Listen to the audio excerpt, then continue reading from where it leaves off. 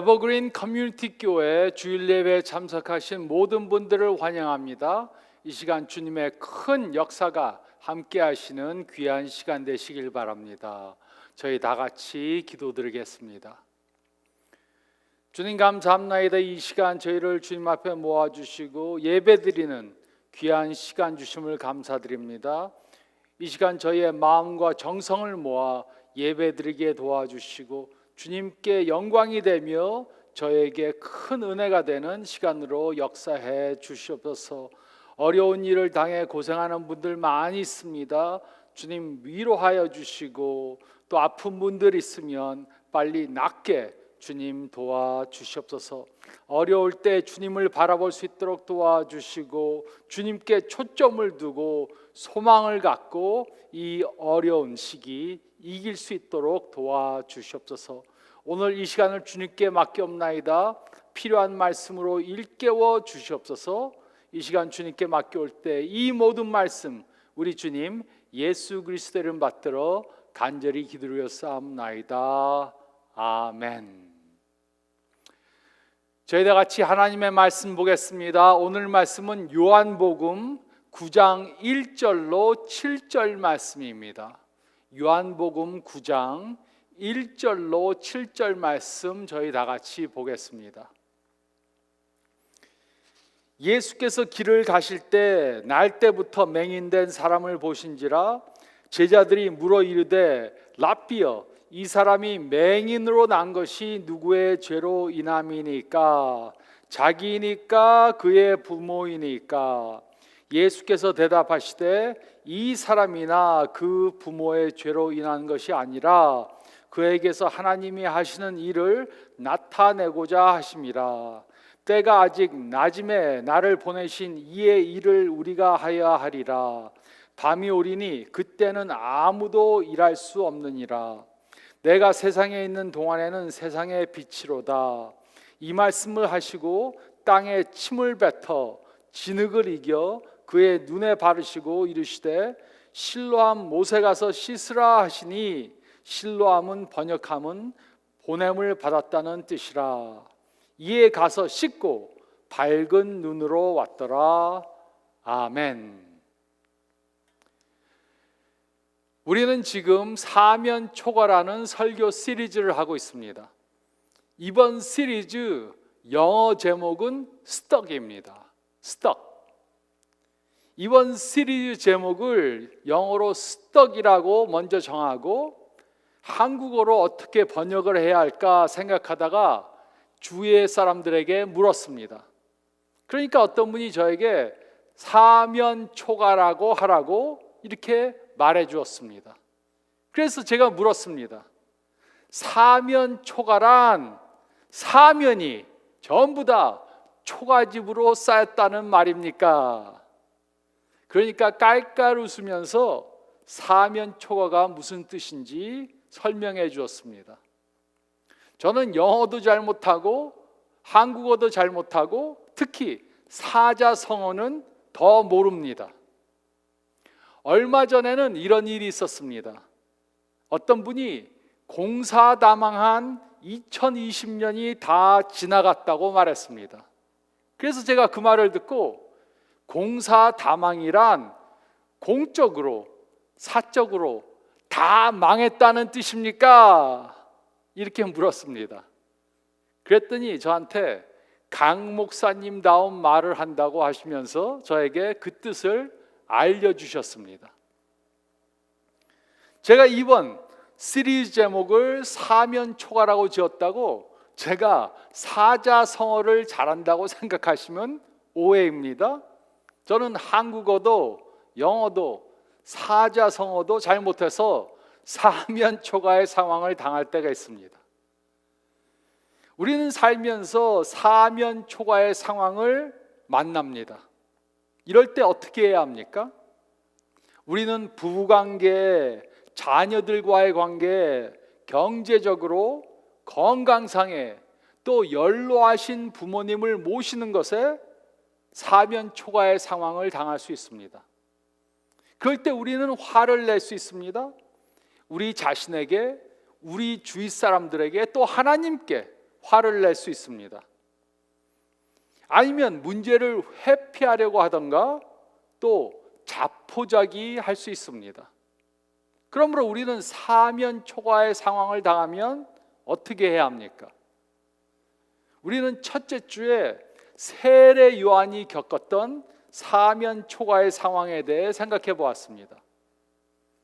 사면초가의 상황을 만나면 우리는 하나님께서 우리에게 관심이 없으시고 우리를 위한 아무런 계획이 없으시고 또 우리에게 화가 났다고 생각할 수 있습니다. 하지만 그것은 사실이 아니란 것을 저희가 배웠습니다. 우리는 둘째 주에 사도 바울이 겪었던 사면초가의 상황에 대해 생각해 보았습니다. 그는 몸에 병이 생겼습니다. 하지만 그는 그 병을 하나님께서 주신 선물로 보고 그 연약함을 수용해서 하나님의 영광을 돌리기 위해 사용했다는 것을 저희가 배웠습니다.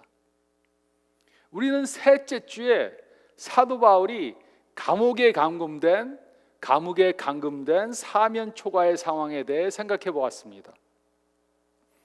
바울은 감옥에 감금되었지만 작은 일에도 만족하고 환경과 상관없이 만족하고 예수님을 통해 만족하는 비결을 배웠다는 것을 저희가 배웠습니다. 오늘은 예수님께서 제자들과 나눈 대화에 대해 생각해 보겠습니다. 예수님의 12 제자들은 자신들이 이해할 수 없는 상황을 보았습니다. 그때 의문이 생겼습니다. 그래서 그들은 예수님께 질문을 했고 그 질문에 대한 예수님의 대답은 그들에게 놀라운 사실을 깨닫게 해주었습니다. 그러므로 우리도 이 사건을 통해 사면초가의 상황에서 어디에 초점을 두어야 하는지 깨달아야 합니다. 사면초가의 상황을 당해 어디에 우리의 초점을 두어야 하는지 깨달아야 합니다.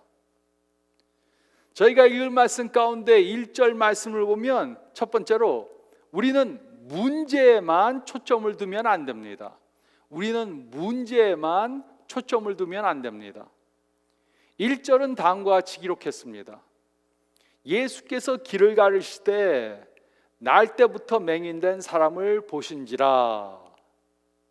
예수님과 그의 제자들은 길을 가고 있었습니다.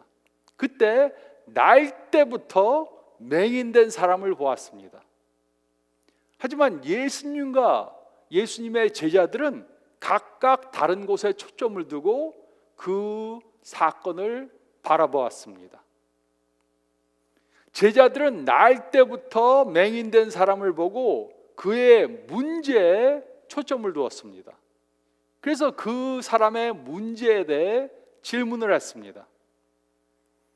예수님께서는 결국 그 사람의 눈 못 보는 문제를 해결시켜 주셨습니다. 하지만 우리는 혼동할 수 있습니다. 이 이야기의 중심은 병을 고친 사건이 아닙니다. 그 이유가 무엇입니까? 만약 맹인의 문제를 해결하는 것이 이야기의 초점이라면 이야기는 우리와 아무 상관이 없습니다. 그 이유는 우리 중 대부분이 맹인이 아니기 때문입니다. 만약 이 사건의 초점이 맹인이 눈을 뜬 것이라면 우리 가족의 문제는 어떻게 해결합니까? 우리의 대인관계의 문제는 어떻게 해결합니까? 우리의 직장 문제는 어떻게 해결합니까? 우리의 돈 문제는 어떻게 해결합니까? 우리의 건강 문제는 어떻게 해결합니까? 이 이야기의 초점은 맹인이 눈뜬 것이 아닙니다. 그 대신 이 이야기의 초점은 이 맹인이 눈뜨기 전에 나눴던 예수님과 제자들의 대화입니다. 이것이 이 이야기의 가장 중요한 초점입니다. 우리에게도 제자들과 똑같은 곳에 초점을 두려는 경향이 있습니다. 우리는 문제만 바라봅니다. 무엇이 문제인가 거기에 초점을 둡니다. 그리고 그 문제를 해결하고자 합니다. 그 문제를 회피하고자 합니다. 그 문제에서 빠져나올 해결책을 궁리합니다. 우리는 우리가 당한 문제에만 초점을 둡니다. 항상 시간이 지나고 나서야 우리는 그때 어떻게 했어야 했는지 깨달습니다. 하지만 문제를 당한 상황에서는 무엇을 해야 하는지 모릅니다. 그 문제를 통해 어떤 긍정적 결과가 생길 것인가 모릅니다. 우리는 그저 그 문제 자체에만 초점을 둡니다. 이것이 우리가 가지고 있는 경향입니다. 우리는 문제에만 초점을 둡니다. 근데 그렇게 하면 어떻게 됩니까? 문제의 부정적인 면만 보게 되고 그 문제는 더 크게 보이게 될 것이고 결국 걱정에 빠질 수밖에 없습니다. 하지만 나중에 그 상황을 뒤돌아보면 우리는 그 상황을 더 현명하게 보는 눈을 갖게 됩니다. 그래서 이렇게 말합니다. 그때는 그 일을 통해 무슨 좋은 결과가 올지 도무지 알지 못했어. 근데 이제는 하나님께서 왜 그 일을 우리들에게 허락하셨는지 이해할 수가 있어. 이렇게 항상 시간이 지나고 나면 그때 어떻게 했어야 했는가를 알게 됩니다. 그 이유가 무엇입니까? 그 이유는 부정적인 것에만 초점을 두면 긍정적인 것을 보지 못하기 때문입니다. 그러므로 우리는 사면 초가의 상황에서 문제에만 초점을 두면 안 됩니다. 우리는 문제에만 우리의 초점을 두면 안 됩니다. 그리고 두 번째로 2절과 3절 상반절 말씀을 보면 우리는 누군가를 탓하는 것에만 초점을 두면 안 됩니다. 우리는 누군가를 탓하는 것에만 초점을 두면 안 됩니다. 2절로 3절 상반절은 다음과 같이 기록했습니다. 제자들이 물어 이르되 랍비여 이 사람이 맹인으로 난 것이 누구의 죄로 인함이니까? 자기니까? 그의 부모니까? 예수께서 대답하시되 이 사람이나 그 부모의 죄로 인한 것이 아니라. 제자들은 맹인으로 태어난 이 사람을 보고 그 이유가 무엇인지 물었습니다. 이 사람이 맹인으로 태어난 것이 누구의 죄 때문입니까? 누구의 죄 탓입니까? 누가 한 짓입니까? 누구를 탓해야 합니까? 누가 잘못한 것입니까? 이렇게 물었습니다. 우리도 똑같은 질문을 합니다. 이것은 자연스러운 현상입니다. 하지만 어떤 문제가 있을 때 탓할 사람만 찾는다면 우리는 그 문제를 해결할 수 없습니다.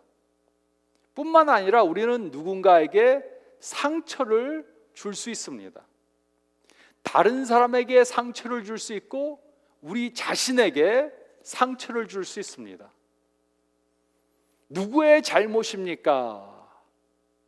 제자들은 이 질문에 대한 답을 찾는데 급급해서 자신들 바로 앞에 그 문제를 당한 사람이 있음을 깨닫지 못했습니다. 이 상황을 한번 상상해 보시기 바랍니다. 맹인은 자신이 매일 하던 것을 하고 있었습니다. 그런데 몇 사람이 자신을 향해 오는 것을 들었습니다. 그리고 그들 중에 한 사람이 이렇게 말하는 것을 들었습니다. 이 사람이 맹인으로 태어난 것이 누구의 죄로 인함이니까? 자기니까? 아니면 그의 부모입니까? 이 맹인은 이렇게 말했을 수 있습니다. 여보세요, 제가 지금 듣고 있습니다. 눈이 멀었다고 듣지도 못하는 줄 아십니까? 이렇게 말했을 수 있습니다. 이 제자들은 이 사람을 완전히 무시하고 이렇게 말한 것입니다. 하지만 우리는 제자들이 이 질문을 한 이유를 이해할 수는 있습니다. 제자들은 자신들이 이해할 수 없는 상황을 목격했습니다. 그래서 누구의 잘못 때문에 이 사람이 맹인으로 태어난 것인지 알길 원했습니다. 예수님께서는 매우 중요한 질문을 받으셨습니다. 누구의 잘못입니까? 누구의 죄 때문입니까? 누구를 탓해야 합니까? 이 사람입니까? 아니면 이 사람의 부모입니까? 이 질문을 받으시고 예수님께서는 그의 부모를 탓하시지 않으셨습니다. 그들은 결혼을 하지 말아야 했어. 그들은 아이를 낳지 말아야 했어. 이 사람의 부모의 탓이야. 이렇게 말씀하시지 않으셨습니다. 또 예수님께서는 이 사람도 탓하시지 않으셨습니다. 이 사람의 잘못이야. 이 사람이 눈을 떠서 보게 되면 아주 악한 일을 할 것을 미리 알았기 때문에 이 사람으로 맹인으로 태어나게 한 것이야. 이렇게 말씀하시지도 않으셨습니다. 예수님께서는 이 사람이나 그 부모의 죄 때문에 이 사람이 이렇게 태어나게 됐다고 말씀하시지 않았습니다. 그리고 저는 예수님의 이 말씀에 너무 감사합니다. 예수님께서는 제자들이 왜 이 질문을 했는지 이해하셨습니다. 하지만 이들이 완전히 잘못된 곳에 초점을 두고 있다고 말씀하셨습니다. 사면 초가의 상황을 당하면 우리는 다른 사람을 탓하려고 합니다. 누군가의 잘못을 찾으려고 합니다. 물론 누군가가 잘못해서 어려운 일이 생겼을 수도 있습니다. 부모의 잘못일 수 있습니다. 배우자의 잘못일 수 있습니다. 직장 상사의 잘못일 수 있습니다. 아니면 정치인이 잘못했을 수 있습니다. 하지만 누군가를 탓하는 것에만 우리의 초점을 두면 문제를 해결할 수 없습니다. 누군가를 탓하는 것은 긍정적 결과를 가져다 주지 않습니다.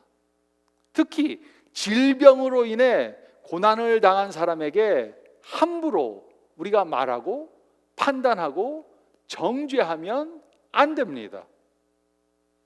고난을 당하는 것이 죄의 결과가 아닐 수 있습니다. 하나님의 뜻을 나타내고 하나님이 하시는 일을 보여주기 위한 것이 될 수 있습니다. 그래서 우리는 누군가를 탓하는 것에만 초점을 두면 안 됩니다. 우리는 누군가를 탓하는 것에만 우리의 초점을 두면 안 됩니다. 그리고 세 번째로 3절 하반절 말씀을 보면 우리는 하나님께서 하시는 일에 초점을 두어야 합니다. 우리는 하나님께서 하시는 일에 초점을 두어야 합니다. 3절 하반절은 다음과 같이 기록했습니다. 그에게서 하나님이 하시는 일을 나타내고자 하심이라. 예수님께서는 이 사람을 통해 예수님께서 하시는 일을 보이길 원했습니다. 그래서 예수님은 하나님께서 하시는 일에 초점을 둔 것입니다. 그리고 이것이 바로 우리가 초점을 두어야 하는 것입니다. 문제에만 초점을 두면 안 됩니다. 다른 사람을 탓하는 것에만 초점을 두면 안 됩니다. 우리는 하나님께서 하시는 일에 초점을 두어야 합니다. 사면 초가의 상황을 당하면 우리가 무엇을 해야 할지 모릅니다. 그러면 우리는 우리의 문제에 초점을 두고 누구를 탓하는 것에만 초점을 둡니다. 하지만 하나님께서는 그 상황을 통해 하나님의 영광을 드러내는데 그의 초점을 두고 계십니다. 그러므로 우리는 우리가 당한 사면 초과의 상황을 통해 하나님의 영광을 나타내는 것에 우리의 초점을 둬야 합니다. 우리는 깨닫지 못하고 있지만 하나님께서는 벌써 우리가 당한 그 상황 가운데 일하고 계십니다. 하나님께서는 놀라운 일을 하고 계신데 우리는 전혀 깨닫지 못할 수 있습니다. 우리가 처한 문제나 다른 사람을 탓하는 것에만 초점을 두면 우리는 하나님께서 일하시는 것을 전혀 보지 못할 수 있습니다. 그러므로 우리는 이 사실을 깨달아야 합니다. 우리가 보기에 가장 좋은 것이라고 하나님 보시기에 가장 좋은 것이 아닐 수 있습니다. 우리가 보기에 가장 좋은 시간이라고 그것이 하나님 보시기에도 가장 좋은 시간이 아닐 수도 있습니다. 우리가 처한 문제나 또 다른 사람에게만 우리의 초점을 두면 우리는 하나님께서 하시는 일을 보지 못하게 됩니다. 하지만 우리가 이 사실을 깨달으면 모든 것이 바뀔 수 있습니다. 우리의 마음이 바뀔 수 있습니다. 우리의 생각이 바뀔 수 있습니다. 우리의 태도가 바뀔 수 있습니다. 우리의 시각이 바뀔 수 있습니다. 우리가 보기에 나쁜 상황인 것 같이 보이는 것을 하나님께서는 아름답게 바꾸실 수 있습니다. 그러므로 우리는 하나님께서 나의 상황을 바꿔달라고 기도하기 전에 하나님께서 우리 삶 가운데 이미 역사하고 계신다는 것을 깨달아야 합니다. 또 미래에도 우리 삶 가운데 계속해서 역사하실 것을 믿어야 합니다. 그러므로 우리는 우리가 당한 문제에만 초점을 두지 말고 그 문제 가운데 역사하시는 하나님께 초점을 두어야 합니다. 물론 쉽지 않을 수 있습니다. 불가능하게 생각될 수도 있습니다. 하지만 하나님께서는 우리가 당한 사면 초과의 상황에 일하고 계십니다. 우리가 이 사실을 깨달은다면 우리가 지고 있는 무거운 짐이 없어질 것입니다. 우리 자신을 더 이상 정죄하지 않을 것입니다. 다른 사람들을 더 이상 탓하지 않을 것입니다. 그리고 술 마시거나 약을 복용하면서 문제를 잊으려고도 하지 않을 것입니다. 그러면 우리의 가정이 변하게 될 것입니다. 우리의 직장이 변하게 될 것입니다. 우리가 육체적으로 더 건강하게 될 것입니다. 우리 삶 전체가 변화되게 될 것입니다. 사면 초과의 상황을 당해 무엇을 해야 하는지 모르십니까? 그러면 하나님께 초점을 두어야 합니다. 그러면 소망을 갖게 됩니다. 기쁨을 경험하게 됩니다. 믿음이 더 생기게 됩니다. 물론 쉽지 않을 수 있습니다. 하지만 우리가 하나님께 초점을 두면 하나님이 역사하시는 것을 깨닫게 될 것입니다. 또 하나님께서는 우리가 당한 그 사면 초과의 상황을 통해 그의 영광을 보여주시는 것을 보게 될 것입니다. 저는 어정쩡한 나이에 이민을 와서 많은 어려움을 겪었습니다. 17살 때 미국에 이민을 오니까 한국 사람도 아니고 미국 사람도 아니고 어정쩡해졌습니다. 하지만 이 상황을 통해 우리 온 가족이 예수님을 만나게 되었습니다. 그리고 그 어려움 속에서 하나님께서 우리 가족들을 인도하셨다는 것을 깨닫게 되었습니다. 문제를 당했을 때는 몰랐습니다. 하지만 시간이 지나서 뒤돌아보니까 하나님께서 우리 가족들을 전부 다 인도해 주셨다는 것을 볼 수 있었습니다. 우리들은 살면서 사면 초과의 상황에 만날 수 있습니다. 사면 초과의 상황을 당면할 수 있습니다. 그 상황은 우리의 마음을 아프게 할 수 있습니다. 밤잠을 못 이루게 할 수 있습니다. 걱정을 하게 만들 수 있습니다. 우울증에 빠지게도 할 수 있습니다. 하지만 하나님께서는 그 상황을 통해 그의 하시는 일을 보여주시기 원하십니다. 그래서 우리들에게 이렇게 말씀하십니다. 너의 당한 상황을 통해 나의 영광을 나타내기 바란다. 그 상황을 아름답게 변화시키기 원한다. 이것이 바로 하나님께서 원하시는 것입니다. 그리고 우리는 하나님께서 그 일을 하시도록 허락해야 합니다. 그러기 위해 우리는 하나님께서 하시는 일에 초점을 두어야 합니다. 우리는 하나님께서 하시는 일에 초점을 두어야 합니다. 사면 초과의 상황을 만나면 그 문제를 해결하기 위해 서두르는 것을 일단 멈추시기 바랍니다. 무엇을 해야 되나? 어떻게 해야 이 어려운 지경에서 빠져나갈 수 있을까? 서두르는 것을 멈추시기 바랍니다. 그리고 생각해 보시기 바랍니다.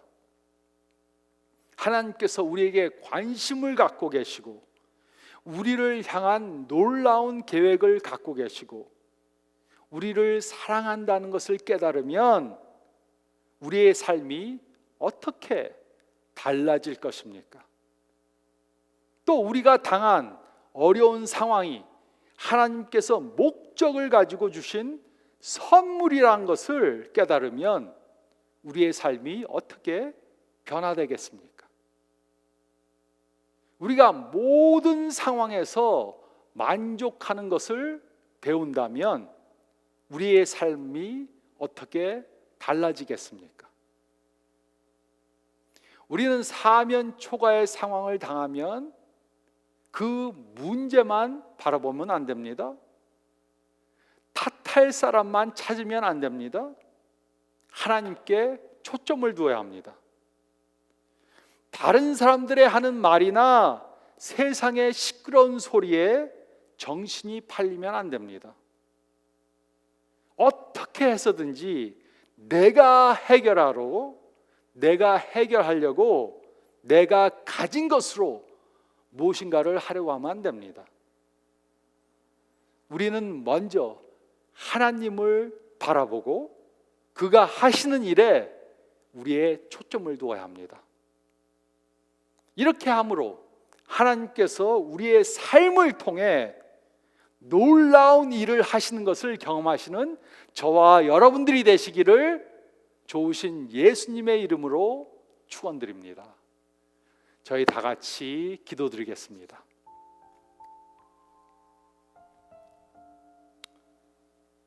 잠깐 머리를 숙이시고 오늘 말씀 다시 한번 묵상해 보시기 바랍니다.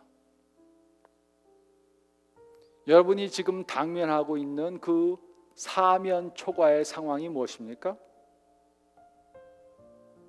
그 문제를 당해 혹시 문제만 보고 계시진 않습니까? 아니면 당한 문제 때문에 다른 사람을 탓하는 것에만 초점을 두고 있지는 않습니까? 우리는 하나님께 초점을 두어야 합니다. 여러분이 당한 그 사면 초과의 상황이 무엇인가 깨달아 이번 한 주 동안 계속해서 하나님이 이 상황 가운데 무슨 일을 하고 계신가, 어떻게 하나님의 영광을 나타내고자 하시는가, 거기에 초점을 두고 바라보시기 바랍니다. 그러면 여러분이 그 상황에서 승리하고 하나님께서 일하시는 것을 보게 될 것입니다. 이렇게 한 주 동안 꼭 하나님께 초점을 두고 사시기 바랍니다. 주님 감사합나이다. 오늘 이 말씀을 통해 저희를 일깨워 주심을 감사드립니다. 저희가 이런 어려운 일을 당하면 내 힘으로 무엇인가 하려고 하고 다른 사람들을 탓하고 이런 저희가 될 때 있습니다. 어려운 가운데 하나님을 바라보게 도와주시고 하나님께서 도대체 무슨 일을 하시기 원하는가 거기에 초점을 두고 일주일 살게 도와주시옵소서. 또 이번 코로나 바이러스 사태를 통해 하나님께서 또 저에게 어떤 일을 이루기를 원하는가 그런 참으로 마음이 설레는 마음으로 모든 어려운 일들을 헤쳐나갈 수 있도록 도와주시고 어려운 일들 가운데 역사하시는 하나님을 바라보게 도와주시옵소서. 이런 믿음의 눈을 닫게 도와주시고 인도해 주시옵소서. 이제는 우리 주 예수 그리스도의 은혜와 우리 하나님 아버지의 극진한 사랑하심과 또 성령님의 놀라운 역사가 지금으로부터 영원토록 함께 있을지어다. 아멘. 이번 한 주 동안 이렇게 믿음의 눈으로 하나님께서 하시는 일에 초점을 두고 사시기 바랍니다. 건강한 일주일 되시길 바랍니다.